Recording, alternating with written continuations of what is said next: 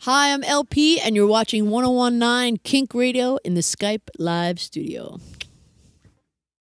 Welcome into our studio. Thank you very much. And welcome back to Portland. Thank you. You guys see what I'm seeing right now?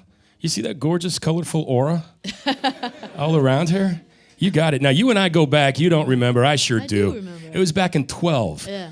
Bonnaroo. And you were they were putting you around all the radio stations. You came on back, and we had a great talk. It was right after that song came out. What kind of journey has it been since then? It's been a lot, man. It's been good though. I mean, it's after that I put out that live EP, Right. and I was kind of ready to put out a full record pretty soon after, but a lot of politics happened, as they do, and but I wrote a lot of cool songs, and then but then the record came out in 2014 actually, and by then a big personnel change had happened at the label. And so it didn't really get pushed, it got put out, but I didn't really, I knew, I could kind of tell that things were going to go a little, awry. But I was just like, well, I'm a songwriter anyway, so that's how, I've been lucky enough to make a living at it the last 10 years. So I just like kind of put my head down. I was like, if I write some really good stuff.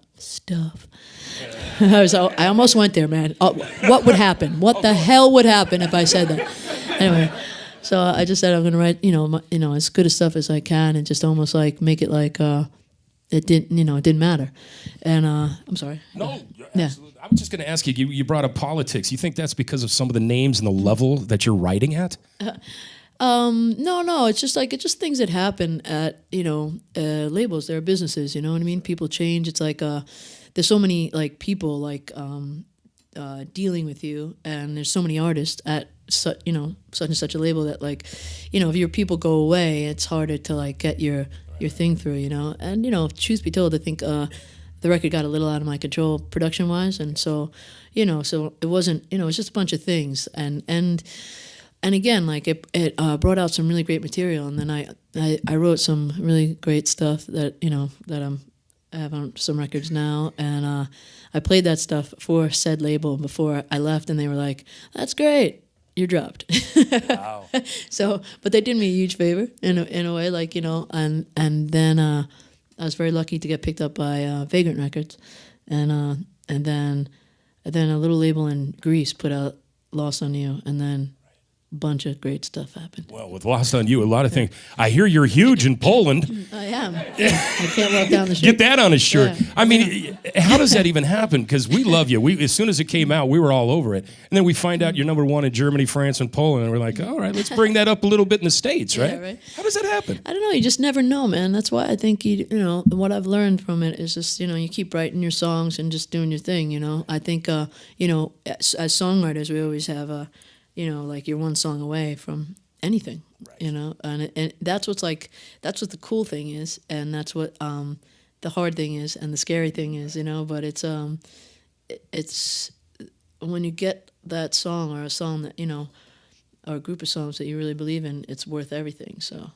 Well, when she talks about songwriting, look her up, all right? I'm not going to sit here. Everybody wants to talk about who she's written for, but I'm not going to even bring that up. I will bring up the fact that a lot of times songwriters will talk about melody first. It's all about melody. It's all about hook. It's all about catch. And then that's how you end up with like throwaway lyrics like rock and roll all night and party every day. But with you, it sometimes seems, like you and Cohen and Waits and Dylan, it always seems like the music has to catch up with the thoughts and the lyrics behind it. Have you ever felt like in the middle of that with your music? I don't know, I'm not sure. I feel like I'm very lyric driven, but I'm very melody driven. I feel like, emotionally, melody is everything for me. And but lyrically, I feel like I can't rest unless it's like a really good lyric, and I've had melodies that I think are insanely strong laying around because the lyric was not proper, and that's always a bummer, because people are like, write something to that melody, it's so catchy, I'm like, nothing fits, Was music in your house growing up? Yeah, but not like you would think, I guess. You know what I mean? Everybody's kind of like, my mom had studied opera and would play opera and stuff like that, but it wasn't like, it wasn't like people didn't have to have music on every day, Like I remember like, someone like my my lovers and stuff like that, I would notice that like every time they got up, they put music on, and I was like, huh, I didn't grow up that way. You know? Yeah, neither did I. And it was always like a friend's older brother that would turn you on to something that became a part of your life after that. Yeah, one of my first writing partners was, got me really into like classic rock and like Joni Mitchell and all that stuff. And I was like, it was like a rebirth for me. Well, we got to do this again sooner than 5 years from now, all right? And you're not going to get so big that you don't stop in Portland, come by KINK and say hi to us. No, I don't play like that, man. I'll come back. Yeah, I appreciate that. And I also want to thank you for going musical and not medical. Oh, yeah, right? I know. think, I had found out about that. That might have been a pathway, but I think you're doing much better with the music. I was going to be a gynecologist, but it's kind of the same thing now anyway. Just kidding. I'll leave it at that. I'll leave it at that. Once again, guys, and she's nowhere in town tonight. She is here for us this afternoon. Give it up. It's LP.